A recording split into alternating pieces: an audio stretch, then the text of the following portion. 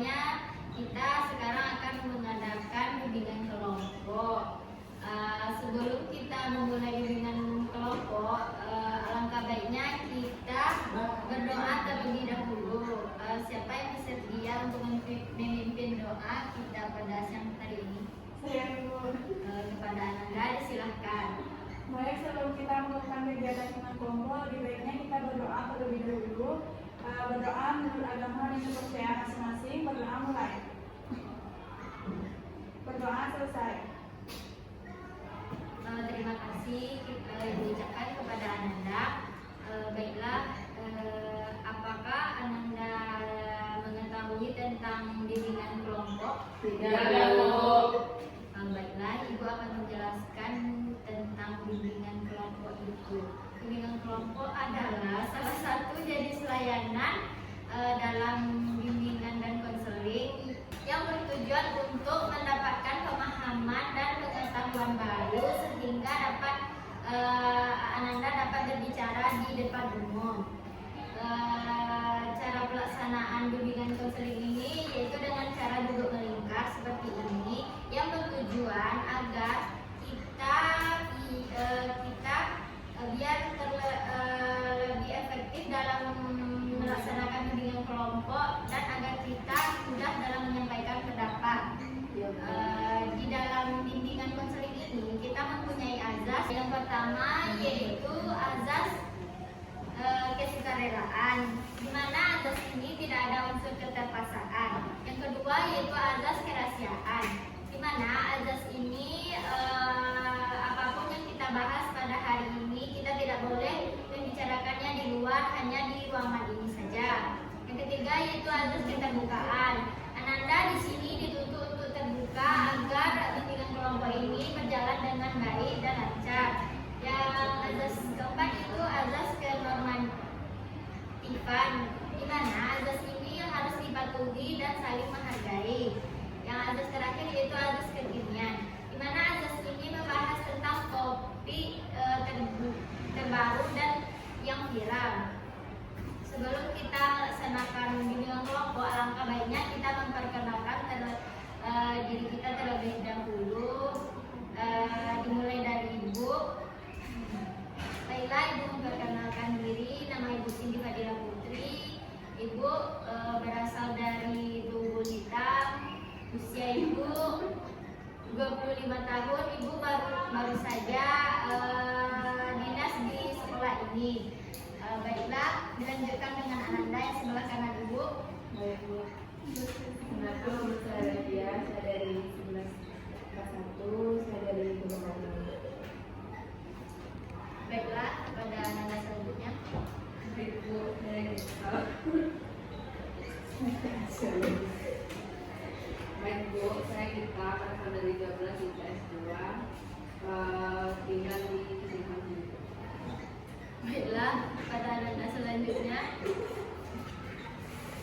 Saya Hamia Sananda, kelas 12 IPS 1 dari Gunung. Ananda. Saya Rizkani Putri, kelas 12 IPA 1. Saya berasal dari Gunung Biru. Baiklah, Ananda. Saya Lydia Kurnia dari kelas 1, saya berasal dari Tugu Hitam. Baiklah, Ananda semua telah memperkenalkan nama. Nampaknya Ananda semua tampak lemas. Alangkah baiknya kita melakukan games terlebih dahulu. Apakah Ananda setuju? Setuju. Baiklah, Ibu ada sebuah games yang bernama yaitu kiri dan kanan. Apabila Ibu menyebutkan kiri, Ananda mengangkat tangan kanan dan sebaliknya. Apakah Ananda mengerti dengan perbedaannya? Marilah kita mulai. Kanan, kiri, kanan, kiri. Fokus Ananda. Iya, Bu. Kanan, kiri, kanan, kanan, kiri, kanan, kiri, kanan, kanan. Oh, Ananda kurang fokus juga ternyata. Yang lebih serius ya Ananda. Ya, Bu. Kita mulai lagi satu kali lagi. Jadi Kanan, kiri, kiri. Kanan, kiri, kiri. Nah, gamenya udah selesai. Baiklah, apakah Ananda sudah siap dengan bimbingan kelompok dengan topik yaitu KDRT? Siap, Bu. Apakah Ananda mengetahui tentang KDRT? Tidak, Bu. Tahu, Bu. Coba Ananda jelaskan. KDRT itu kekerasan di rumah tangga, Bu, terhadap suami yang melakukan kekerasan terhadap istri ataupun anaknya, Bu. Ya, itu benar yang Ananda katakan. Baik, Ibu memperjelas sedikit tentang KDRT itu. KDRT itu singkatan dari kekerasan dalam rumah tangga. Jadi KDRT itu dibentuk kekerasan yang terjadi dalam lingkungan rumah tangga, baik fisik, psikologis, seksual maupun ekonomi, yang dilakukan oleh satu anggota keluarga terhadap anggota keluarga lainnya. Apakah Anda paham dengan penjelasan Ibu tadi? Paham, Bu. Apa yang membuat KDRT itu bisa terjadi? Coba jelaskan oleh Lydia. Karena suatu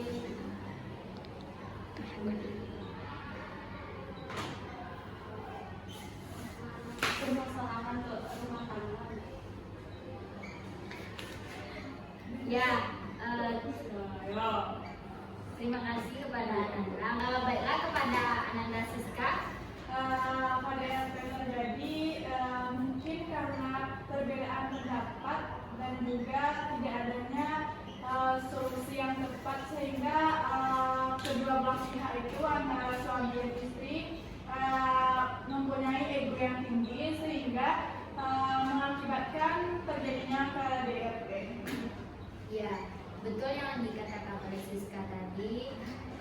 Bagaimana sih dampak dari KDRT itu? Bisa Ananda jelaskan salah satu dari Ananda? Ya, Bu. Ya, kepada kita dijelaskan. Mungkin dampak yang terjadi akibat dari KDRT itu bisa berdampak kepada perilaku kepada pelaku maupun korban. Tentu dampak utama sekali akan muncul kepada korban, yang dimana korban akan mengalami trauma atas tindakan atau perilaku yang diberikan oleh pelaku kepada korban.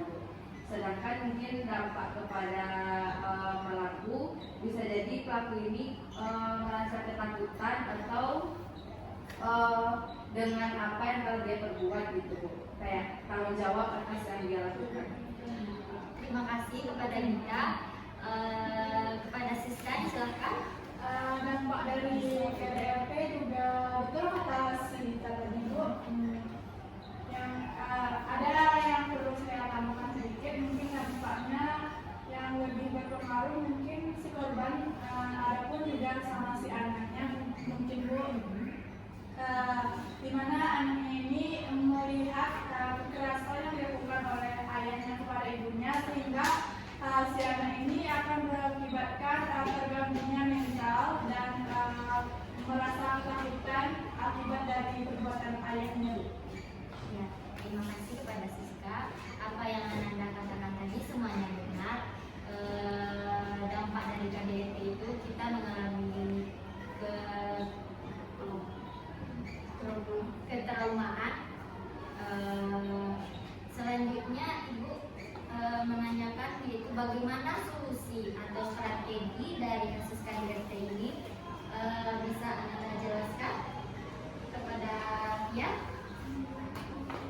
Baiklah, solusinya mungkin memperbanyak waktu untuk nanti kita kumpul sama keluarga supaya tidak ada waktu.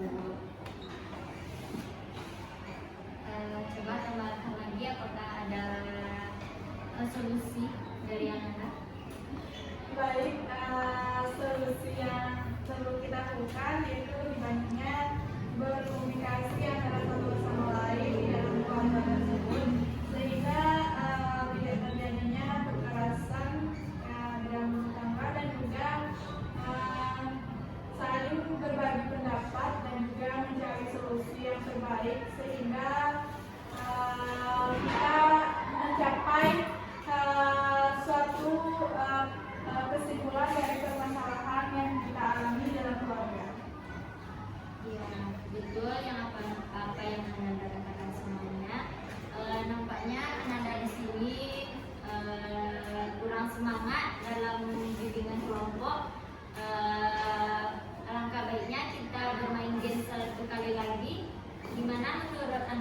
Iya, Bu. Baiklah, Ibu ada sebuah game yaitu tepuk fokus. Marilah kita mulai. Tepuk 1, tepuk 2, tepuk 1.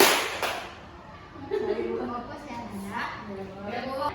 Tepuk 1, tepuk 2, tepuk 3, 1, 2. Fokus ya Anda. Mari, baiklah kita mulai lagi. Tepuk 2, 1, 3. Kita masukkan lagi ya. Ya, Bu. Tepuk 3, tepuk 2, 1. Oke. Nampaknya Nanda sudah fokus semuanya dan bersemangat. Baiklah kita masuk ke tahap selanjutnya yaitu bagaimana pemahaman Ananda terhadap kasus KDRT tadi. Kepada Nanda disilakan. Pengalaman saya tentang kasus KDRT itu bahwa KDRT adalah kekerasan dalam rumah tangga yang bersifat fisik yang dapat menyebabkan trauma terhadap korbannya. Ya, selanjutnya kepada Siska.